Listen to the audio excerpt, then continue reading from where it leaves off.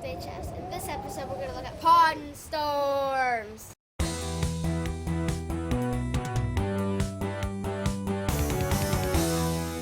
Well, I hope the intro got your attention.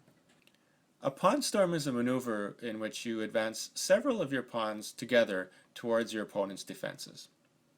The ultimate goal of a storm is to break through your opponent's defenses and form a decisive attack against the king. There are typically three phases to a pawn storm. The first phase is when the pawns start to advance, and that might not create any direct threats of its own, because pawns are slow-moving pieces. The second phase is when you deploy your other pieces to help out with the storm, and the third phase is where you actually execute the breakthrough. Now, I once read in a book that the pawns in front of your castled king should stay put, your central pawns should advance cautiously, and your pawns on the other wing should advance with gusto. And I guess that's one of the reasons why pawn storms are a common attacking theme when opposite side castling has happened. Now, that doesn't necessarily mean that pawn storms can't happen with kings castled on the same side. It's just that there are fewer opportunities where such a maneuver is justified. The experts say that a couple of conditions that need to exist before you should consider a pawn storm with king's castle on the same side is that your opponent shouldn't be able to counterattack in the center or on the opposite wing. So let's look at some real examples. In this game I'm playing black, and I notice that I have an opportunity to advance my kingside pawns with tempo because of the position of the white bishop. So my plan is to castle queenside and storm on the kingside.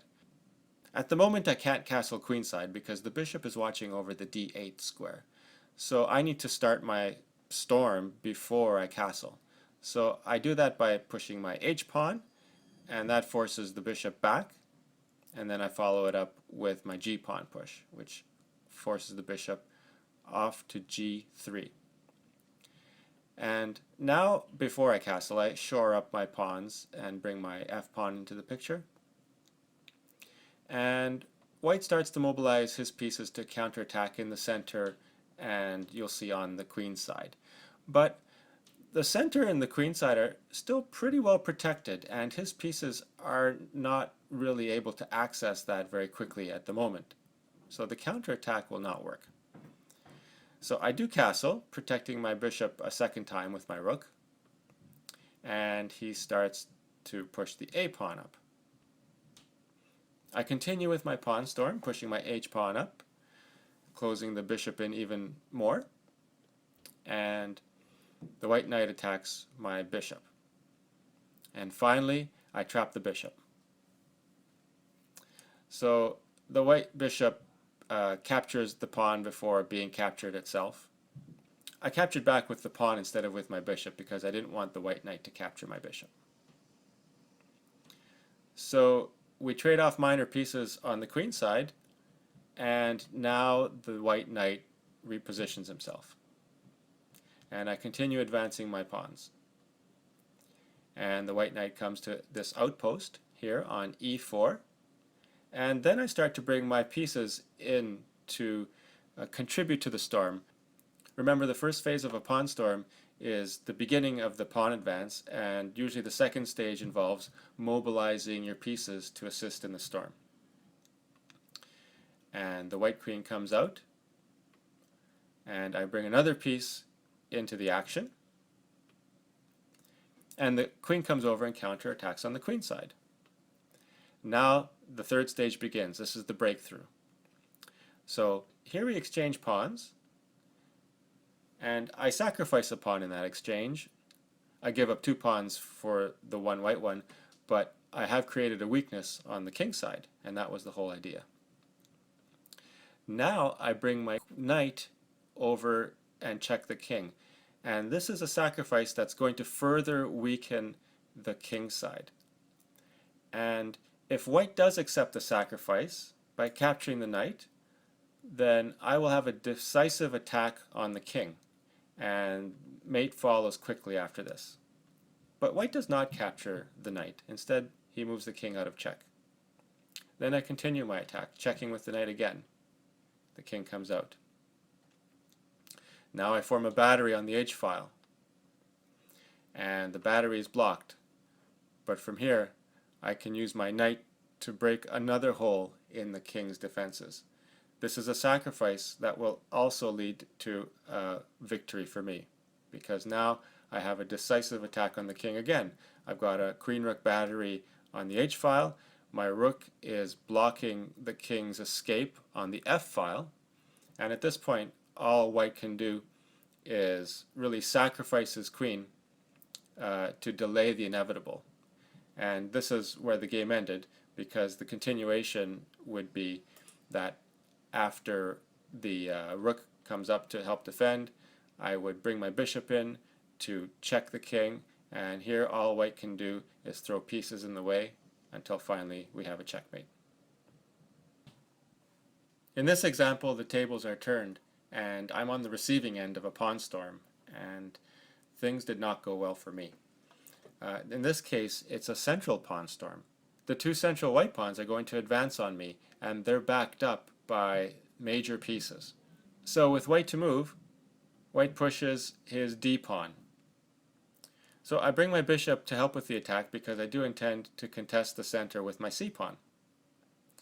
And white shores up his pawn chain, and then I push the c-pawn. Now, white counterattacks by pushing his e-pawn, counterattacking my knight. Now, I don't have time to capture the d-pawn. I have to bring my knight to safety. And after the next pawn push, further still, now my bishop is under attack. And it really only has one safe square to go to, which is h4.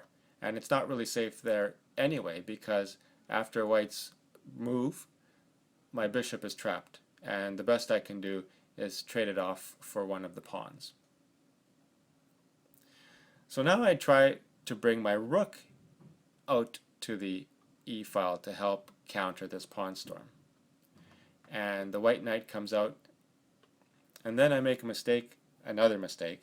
I push my f-pawn, and this actually weakens the e6 square, because now white can proceed to e6 untouched.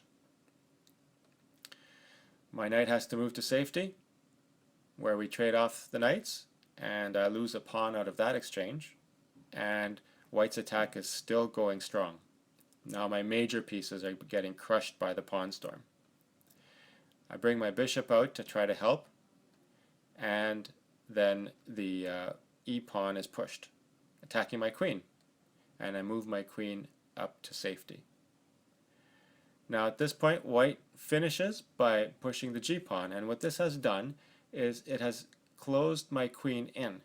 So now my queen, both rooks, and my bishop are trapped in and cannot come to the defense of my king.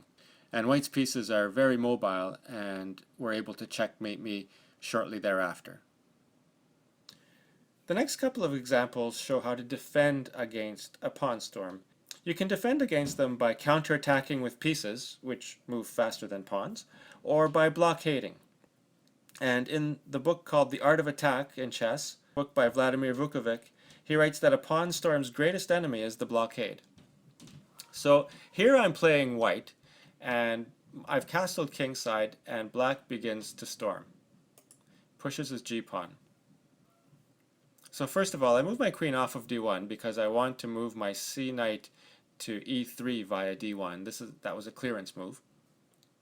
And the pawns advance further still. And here I bring my knight to h4, and this is the blockade. The h-pawn can no longer advance beyond h5, and without the help of the h-pawn, this g-pawn can't really break through on his own.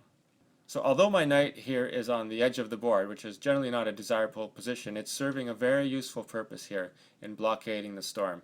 The storm ended at this point, and eventually I was able to bring my knight to f5 and make better use of it. And in this last example, I'm playing black, and I've castled kingside, and the white pawns have started to advance on my castled king. So here I blockade the storm with pawns. I push my g-pawn up, attacking the knight, blockading the g-pawn. Knight moves away, and then I move my king off of the back rank. I'm intending to swing my rooks over to the h-file. That's a clearance move. After the h-pawn is pushed, I shore up my g-pawn with the help of my h-pawn, and after the pawns are exchanged, the storm is over. It has been blockaded. And then shortly thereafter, I bring my rook over to the open h-file to contest the h-file. So those were a few examples of pawn storms. The first couple of examples show how they can successfully be executed and the 3 stages of a pawn storm. And the last couple of examples show how you can defend against a pawn storm. So as always, I hope you learned something from this episode, and thanks for watching.